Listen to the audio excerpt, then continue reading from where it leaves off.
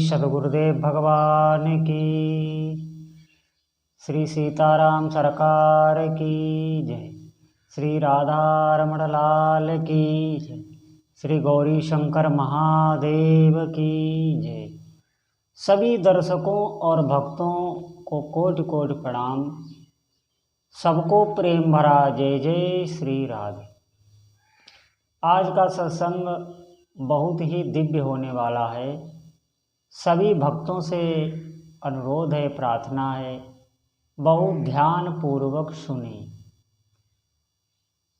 हम लोगों के जीवन में बहुत समस्याएं हैं। ऐसा नहीं है कि आप लोगों की समस्याओं को मैं समझ नहीं रहा हूँ, मैं समझ रहा हूँ। मैं भी उसी से आया हूँ।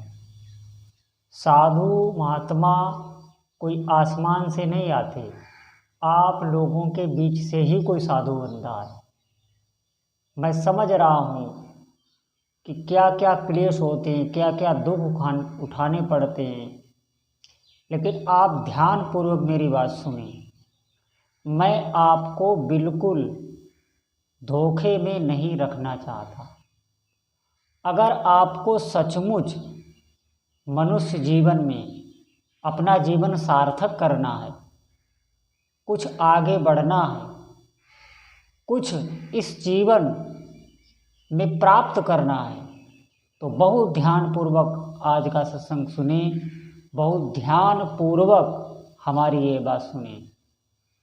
देखिए, आज का सत्संग विशेष होने वाला इसलिए है कि आज मैं 3 बिंदुओं पर प्रकाश डालूंगा। ये बहुत महत्वपूर्ण हैं और यहीं पर गलती हो रही है।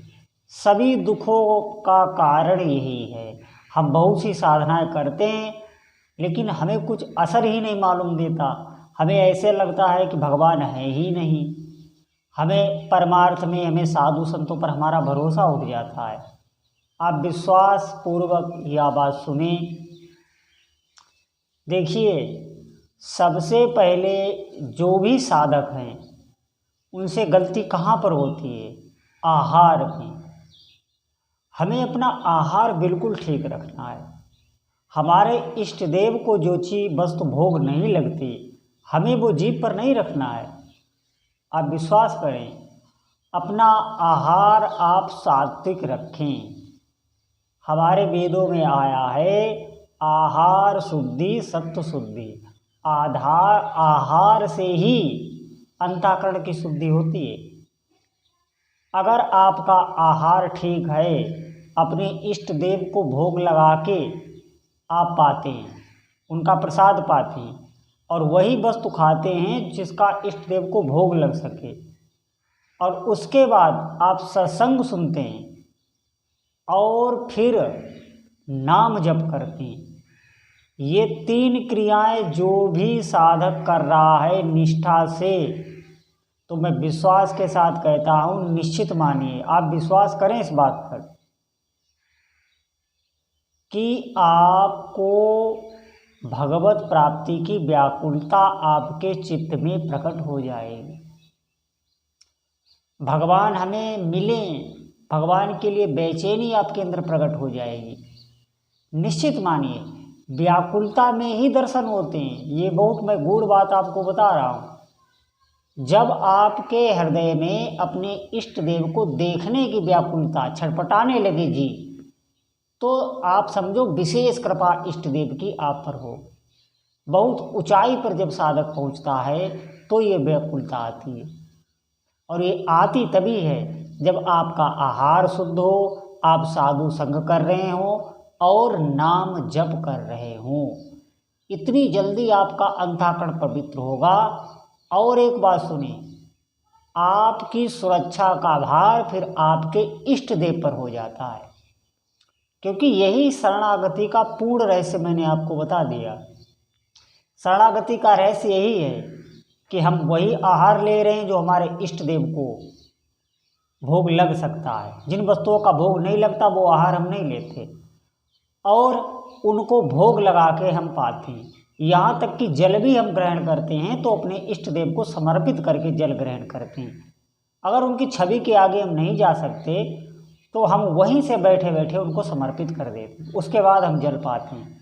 और आप सत्संग सुन रहे हैं रोज, सत्संग सुनने का मतलब ही साधु संग होता है, और अपने इष्ट देव का नाम जिह्वा से आप निरंतर रट रहे हैं, तो निश्चित विश्वास के साथ आप बिल्कुल निर्भय हो जाओ, आपकी पूरी जिम्मेवारी आपके इष्ट देव पर हो जाती है, और आपका आंतरिक संबंध भी इष्ट देव से हो जाता है। फिर प्रार्थना यहाँ जबान से नहीं निकलती, फिर प्रार्थना यहाँ से निकलती है। अब बात मानिए, वो सीधे इष्ट देव तक पहुँचती है। एक ही पुकार अगर साधक कर देता है तो तुरंत उस पुकार पर कार्रवाई हो जाती है। बात मानिए आप, अगर ऐसे साधक का हृदय व्याकुल हो जाता है तो उससे ज़्यादा उसके इष्ट देव का हृदय व्याकुल हो जाता है, क्योंकि इष्ट देव जानते हैं कि अब ये मेरा शरणापन्न हो गया है, ये वही आहार कर रहा है जो मुझे भोग लगता है, मुझे पवा के ही पा रहा है, मेरा नाम जब निरंतर रट रहा है, साधु संग कर रहा है, ये सब वो देख रहे हैं, वो आपकी पूरी पूरी दिनचर्या देख रहे हैं। फिर आपके अंदर इष्ट देव के प्रति आसक्ति उत्पन्न हो जाती है। आसक्ति के बाद ही व्याकुलता आ जाती है कि मुझे दर्शन हो, मुझे इष्ट देव का अब सानिध्य चाहिए, अब मुझे इस संसार में कुछ नहीं चाहिए।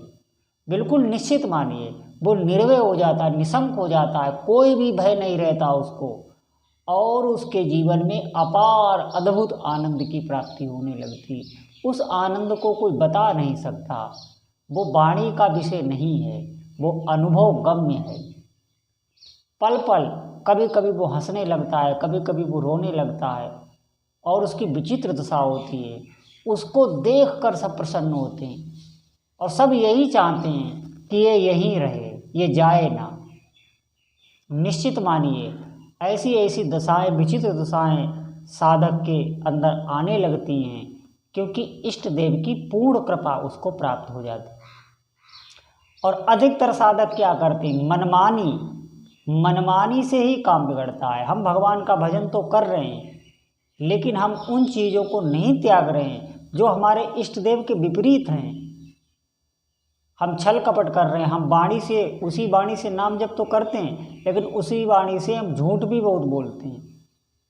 उसी वाणी से हम ऐसे ऐसे पदार्थों का सेवन करते हैं जो निषिद्ध है, शास्त्रों में जिनको निषिद्ध बताया गया है, जिनका इष्ट देव को भोग नहीं लगता। तो फिर मैं ये नहीं कहूँगा कि आपका जप व्यर्थ जा रहा है, एक एक नाम भी आपका व्यर्थ नहीं जा रहा है, लेकिन फिर इसमें समय लगेगा। आप समझें, मनुष्य जीवन बहुत दुर्लभ है, हमें इतना इंतजार क्यों करना।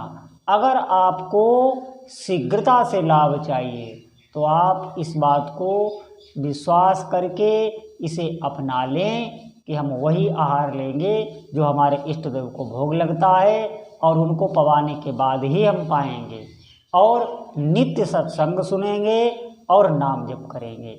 सब कार्य करते हुए भी ये अभ्यास किया जा सकता है। आप बात मानिए, नाम जप तो आप चलते फिरते उठते बैठते कैसे भी कर सकते हैं। देखिए, थोड़े दिन का अभ्यास है, उसके बाद आपकी रुचि हो जाएगी, आप छोड़ नहीं पाएंगे, और उसी में फिर सिद्धि आने लगती है। जब साधक निष्काम पूर्वक भजन करने लगता है तो अपने हाथ सिद्धि आने लगती है, और निष्काम होने तक आपको अभ्यास करना है। अगर आप अभ्यास नहीं करेंगे, आपको आलस आएगा, आप भजन छोड़ देते हैं, फिर करने लगते हैं, फिर छोड़ देते हैं, तो समय लंबा खींचेगा। हम ये नहीं चाह रहे हैं कि समय लंबा खींचे, आपको शीघ्र लाभ हो। निश्चित मानिए, सभी दुखों का आपके निवारण हो जाएगा। मैं आपको धोखे में डालना नहीं चाहता। और आगे आपको जो भी प्रश्न, आपके अंदर जिज्ञासा हो, संशय खड़ा हो, वो आप प्रश्न पूछ सकते हैं, आपको उसका उत्तर भी दिया जाएगा। क्योंकि अब धीरे धीरे हमारी साधना पूर्णता की ओर अनुष्ठान जा रहा है, उसके बाद मैं आपके प्रश्नों का उत्तर शीघ्रता से दे पाऊँगा। तो मेरी आपसे प्रार्थना है कि आप भजन में जरूर लगे, समय को व्यर्थ ना जाने दें, और खान पान का विशेष ध्यान रखें। देखिए, थोड़े दिन में ही चमत्कार होने लगेगा। भगवान आप पर कृपा करें, आपका दिन शुभ हो। सीताराम, श्री राधे श्याम, श्री गौरी शंकर महादेव आप पर अपनी कृपा बनाए रखें, आपकी सभी समस्याओं का समाधान हो, भगवत प्रेम प्राप्त हो, भगवान के चरणों में आपकी प्रीति बढ़े। बोलो जय जय श्री सीताराम।